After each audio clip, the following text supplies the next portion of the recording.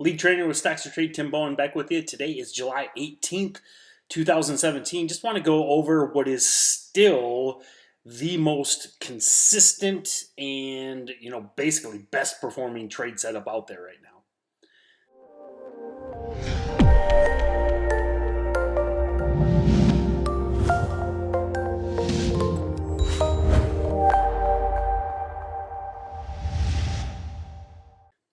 So it's kind of wild to be saying this, months and months later. If you go back on our channel, you'll see me doing videos talking about the low float squeeze plays, back to last fall, back to last summer, but this trend just continues.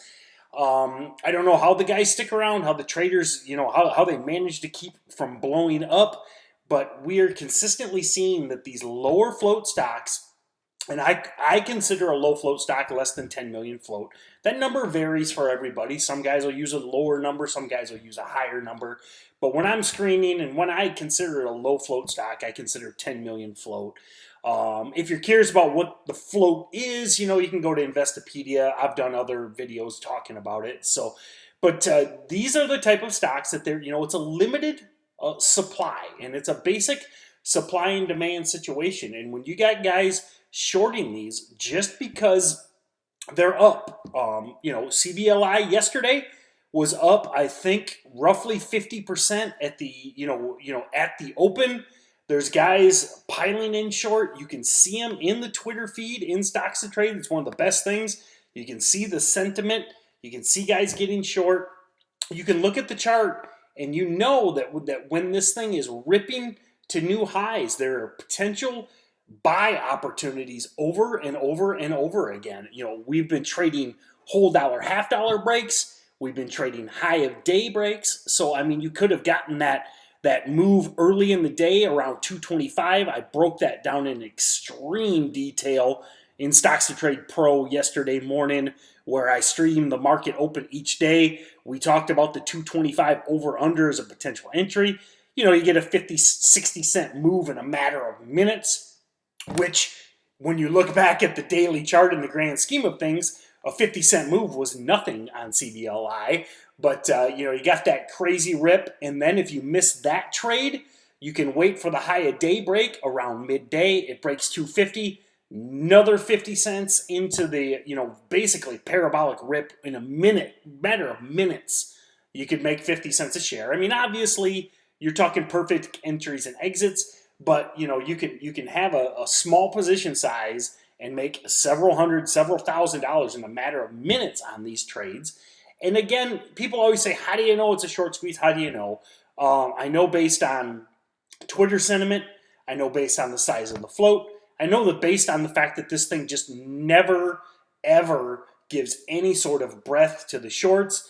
Then, kind of midday it went sideways. And, I tell everybody, especially guys that are, part-time traders, guys that are trading from mobile or from work or from school, always avoid that midday lull. And then CBLI yesterday was just,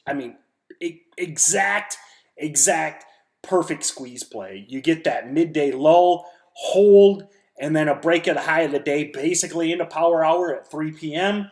And you get a big, in about, from 3 p.m. it's at $3.30, and at 3:50 p.m. it's $4.70. So $1.40 rip in under an hour. And guys want to say, why are you anti-shorting in this market? Because why would I ever even look to consider shorting a stock like this that can give me a $1.40 rip to the upside? Now, of course, today, the reason I'm doing the video today is, it's fading today, but look at the pain you would have had to endure. If you shorted midday or even later in the day yesterday, you have all the stress of holding overnight. This thing held its gains all night. And just now at, roughly 1 p.m. Eastern the next day, the stock is just beginning to fade back to the level where you most likely entered it if you shorted this thing late day. If you shorted earlier in the day, You're probably watching this video from a library because you probably can't afford to pay your internet bill anymore. But anyway, the low float momentum plays, we use the low float scanner in StocksToTrade Pro every day. We found IDXG with it today. For the sake of the video length, I'm going to skip over IDXG. I may do a video later today or most likely tomorrow. IDXG was more of a one and done, but again, this thing went from, gapped up early in pre-market and then based at 3 and went to 4+. Now it gave it all back, but again, I think the good solid trade on these low floaters is catching that early momentum with set risk. Again, we talked about this in StocksToTrade Pro, an entry around 320 with a risk on 3. You're risking 20, 25 cents. Because you always have to factor in your risk. That's something I talk about all the time. If you don't know your risk, you don't have a trade. You're just gambling. Okay, so even if you risked 25 cents and this thing gave it all the way back to 3, you still had a potential upside of $1+. That's 3 to 1, 4 to 1, 5 to 1 risk to reward. That is a day trade. That is a solid setup. And then, late or midday, some bad news came out and this fell apart. But, really, again, the trade was early, or even this midday perk from the 380s back up to the 440s. You don't hold these things all day. I mean, if you get a candle down like this, you ditch them. These are not investments. These are day trades. You're trading the momentum. You don't believe in the prospects of these companies. So low float scanner is paying almost every day.